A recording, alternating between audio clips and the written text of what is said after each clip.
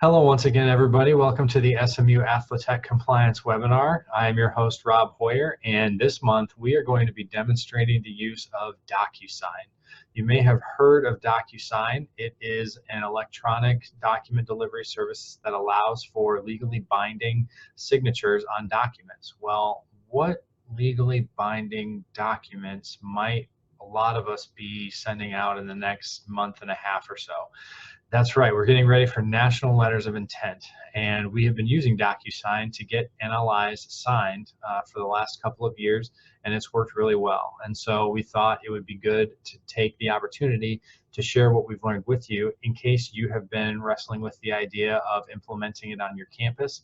This would be a great time to do it. And so we're going to share with you what we've learned, some best practices, things to do, things not to do, if you are interested in trying to implement that process on your campus. And so, again, as I mentioned, DocuSign is in place on our campus. You may have a different system in place on your campus, maybe Adobe Sign, e-signatures, those types of things are things that we've seen. If those are not in place on your campus, I'd encourage you to ask your campus business office or business manager in your department, someone who deals a lot with contracts, maybe your general counsel's office, of what, if anything, they use for the collection of electronic signatures. If there is a system in place on your campus, one of those areas will probably have it. And if there's a way to partner with someone on campus who already is using a service like that, that might be a way to help reduce costs, because cost can be a barrier with these types of systems. And so that's why typically we go over software or technologies that are free or inexpensive. And the reason we're going over DocuSign today is because it is free or inexpensive to us for that document signature collection process. But we certainly understand that they do come with a price tag. And so we're, again, just trying to encourage you to utilize what may already be in existence on your campus. So without any further ado, I am going to go ahead and get started here on trying to show you what we're going to be looking at here. So as you'll see here, here's my screen share with DocuSign. I'm already logged in, and so we're going to go ahead and get started with the process of starting what's called an envelope. Instead of don't say sign the document, send an envelope is what you're going to be wanting to do. And so while that pulls up, I want to take the opportunity to kind of show you what this main setup screen looks like. You have your document upload, which could be one combined PDF already. It could also be multiple documents that you put together.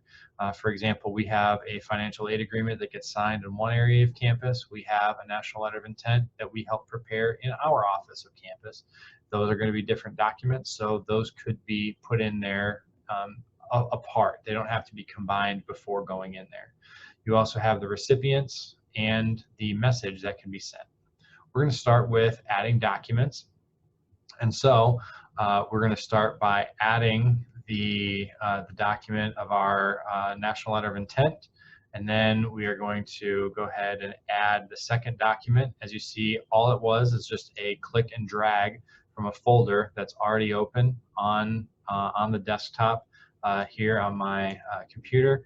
And we just drag those over. So I've expanded the screen a little, and you can see the documents that I've uploaded. The next thing that I would encourage you to do is you're going to enter the signing information of the individuals who are going to be receiving this document. All right. And so as you'll see here, I'm adding Ryan McCabe, one of our staff members here at SMU. He is going to need to sign. And there are other options that we could put in for Ryan. It could be need to sign. There is an in-person signing option there. We don't use that very often, especially not during an NLI dead period. And there's the part of receiving a copy. That's an option as well that I usually utilize with my coaches. I will add my coaches to this list, but have them receive a copy. That's it, just so they know it went out. And then I'll add the second recipient. We'll have Ryan be the prospect in this case. And then we'll add myself and we'll put me in as need to sign. You see that there's this signing order right here. We could do that. I'm going to uncheck that box. One of the best practices that we have found is some of our prospects and parents especially were getting confused as we were setting a document order. The prospect was receiving the email notification from DocuSign saying the document is ready to sign. The parent hadn't received anything, and so the prospect themselves wasn't signing anything because their parent hadn't received anything. And we were getting phone calls from parents saying, hey, why haven't I gotten my document? So they're both getting it at the same time. It won't notify you that it's complete until all signatures have been received. So it's okay if one signs before the other, as long as it's not prior to that 7 a.m. time frame, local time of the original initial signing date. So from there, you would then have the ability to send a message to all recipients. It's an email subject, just like you would get if you were typing something up on Outlook or Apple Mail.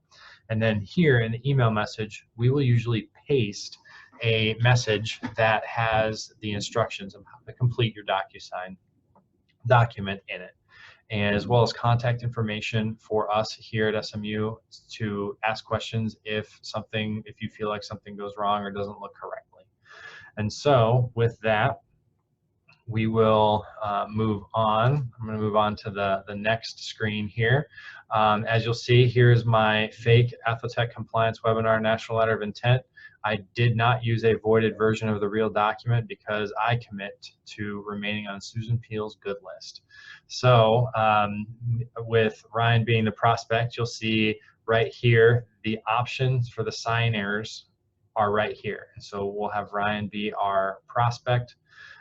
So we will just click on this signature line, and we'll put the signature in right there on this line that asks for it. We can ask for the date signed. That also can go right here. That is just automatically populated. And then for time, here's a best practice that we have learned. For time, we will put in a text box for them to manually input the time. And on the document that you will receive from the NLI, it asks for you to circle AM or PM. There wasn't really an easy way for us to figure out how to do that.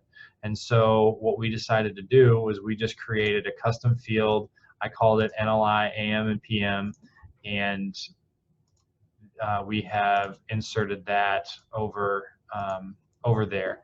It's preloaded. Again, it's a custom field that we made ourselves that you would have the ability to do, and it allows you to select AM or PM to put it right next to the time. That's an add-on that we've done, but you can do however you would so choose. So now that we have had Ryan's signature placed on the National Letter of Intent document, we will scroll down to my fake AthleTechCompliance webinar financial aid agreement. I agree to receive lots of athletic aid from you. So we're going to put Ryan's signature here in the prospect field, just as we did before, and we're going to put his date, and we're gonna put a field in there for the time. It's not as important on our financial aid agreement, but again, we just left that in for demonstration purposes. We wanted to show the difference between what it would look like with that AM PM line and without. So next, we're going to put in my information as the parent in this demonstration, and so we'll put in my signature here, and we will do the date just as we did previously. We will add text for the ability to put in the time, as well as that custom field for NLI AM PM. And there is that space on the National Letter of Intent asking the person to identify themselves as the parent or the guardian. One of the things that we have done over here on the left, you have radio buttons. And so what we have done is we have opted to put the radio button in. You see it adds a second radio button, and we'll just drag that over to guardian. That way the person would be able to indicate whether or not they are the parent or the guardian and help get that box. I'm sure you all have received the National Letter of Intent back like I have, to where that is not indicated, and it can be really frustrating. to have to call and ask for that back. But again, that's a part that gets completed because it's automatically put in there for the electronic document. And then from there, typically we will take this field, name, drag that over, and put that in the parent guardian print name. Just like the date signed, it will pre-populate based on the name that you put in the addressing section of the NLI. It becomes really important when you are addressing these national letters of intent that you get real working valid email addresses for not only the prospect but the parent individually. Each one has to have their own separate individual email account for this to work, because it gets sent to each email address and the signing is based upon each person accessing their own individual email account.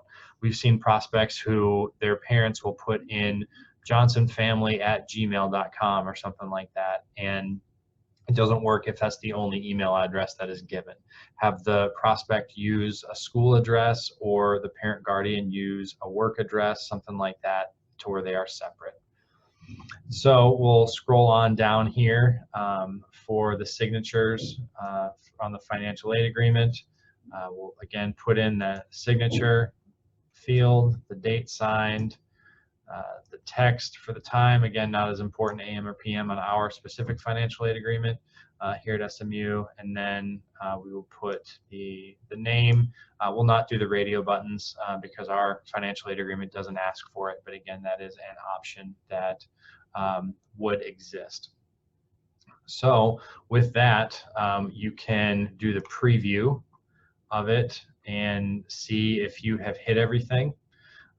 Right now we're viewing it as me, as the parent, so you do have the ability to go through and show a run through, if you will, before you go ahead and actually send it. Here you see the radio buttons, the time, the select, the signature, those types of things. So we're going to go ahead and close out. I think we are ready to send, and so we are going to hit send. It's sending, and this has now been sent. In this particular case, you are seeing the fact that I'm receiving a notification that I now have signatures. So for the purposes of this demonstration, I will go ahead and show you what it looks like to sign the document. So we'll go ahead and get in there, signing the document. It's pulling it up. Hit continue. Hit OK. So there's the start flag where you can put this in. Hit start. It'll bring me to the first field that I am required to sign. We'll click on that. There goes my signature, and we'll put in 2 p.m. We'll have the ability to select PM, and then we'll go to next. It'll ask me to choose if I'm the parent or guardian, so we'll put in parent, hit select, and then we'll go on down to the financial aid agreement, where I will be doing the exact same things. And then I am done. All of my fields have been completed, so then I will hit finish.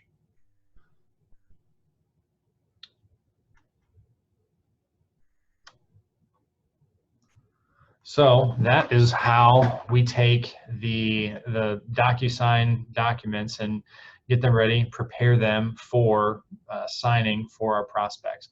A couple of best practices as we wait for the document to get completed for the other signature.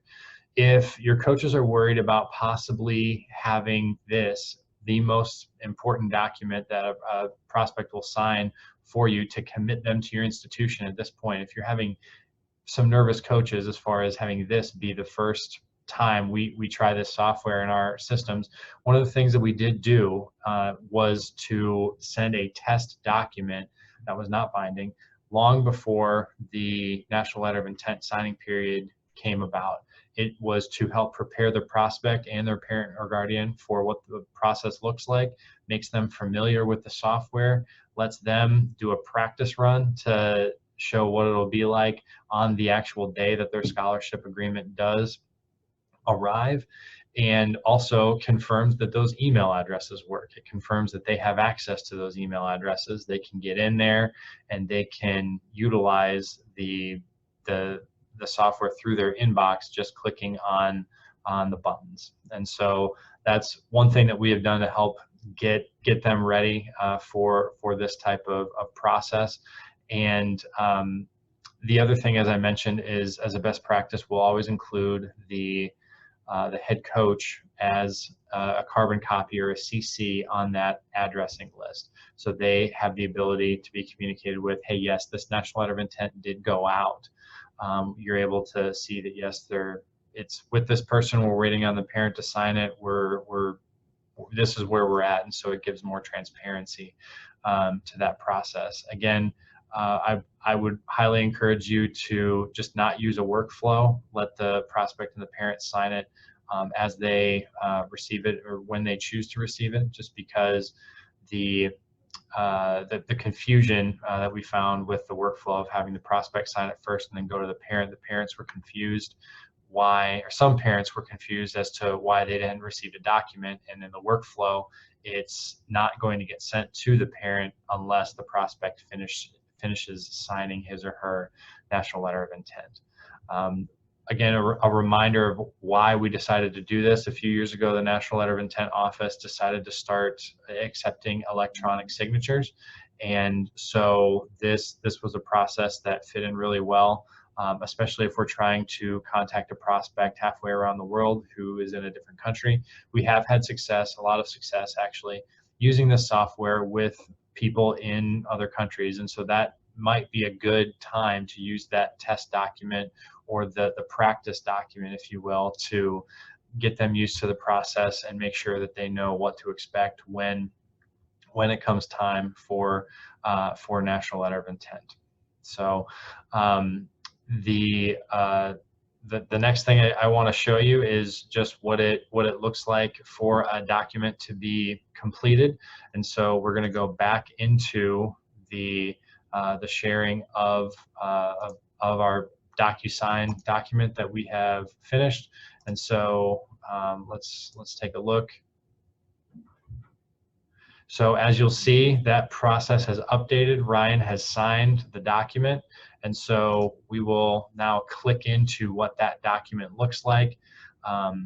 Here we have the document and Ryan has put in his signature. There's an option to upload a picture of a signature that you have done, like I have done, or DocuSign. One of the common ways to sign it is that you just type in your signature with a handwriting font that they have selected. You'll see that the date was put in there, the time, and the parent guardian information is in there as you saw previously. And so something important to keep in mind is that because the document went in there as multiple different documents, we are also viewing it as different documents. So one other thing that we want to make sure that we show is what it looks like in your email inbox when a document gets finished or sent to you. As you saw, we sent the routing to me as one of the signers, and this is what I would have received in my inbox, or did receive in my inbox, when that document was assigned to me. And so this is what it appeared to be in my email inbox. I would have seen it this way, but we just went in for signing it while we were still in the portal for demonstration purposes. So this is what it looked like. You'd have the ability to click through here through that link. Your coaches would get that same link and be able to click this Review Documents tab to check on the progress as it's happening.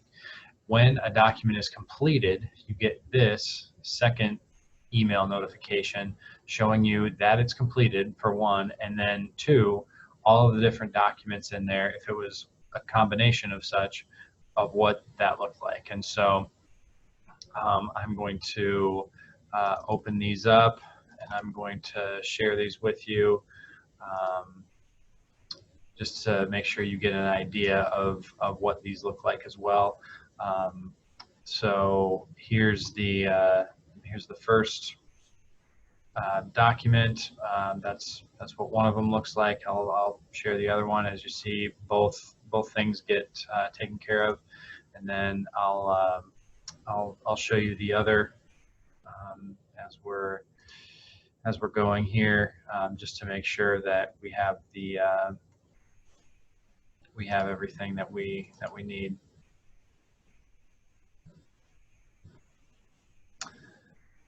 So as you'll see here, this is what the second one looks like. This is the fake webinar financial aid agreement, and so you'll see Ryan signed that one, date, time, everything that we needed. So that's what it would look like with the notification sent to your email inbox. That is all we have for this month's edition of the SMU AthleTech Compliance webinar. I want to thank everybody for joining us, and if there's anything I can leave you with, it is to start communicating with your coaches now that this is a project that you want to take into account for this coming academic year. There's not a way to start this too early. You can't over communicate this with your coaches if this is a way that you want your office to go. And so go ahead and start now. That's the reason why we're going over this in October as opposed to the month of November, because if we were to release this webinar early in November, it would have given you less than 2 weeks to try and implement this. And my guess is that your coaches probably are already at a high stress level anyway. Adding this to that pile would probably not have been effective. And so this gives you some time to plan for it a little bit. If you have any questions, please feel free to reach out to us, either phone, email, however you're most comfortable, but we'd love to answer any questions that you may have. We'll go ahead and see you next month. Until then, take care.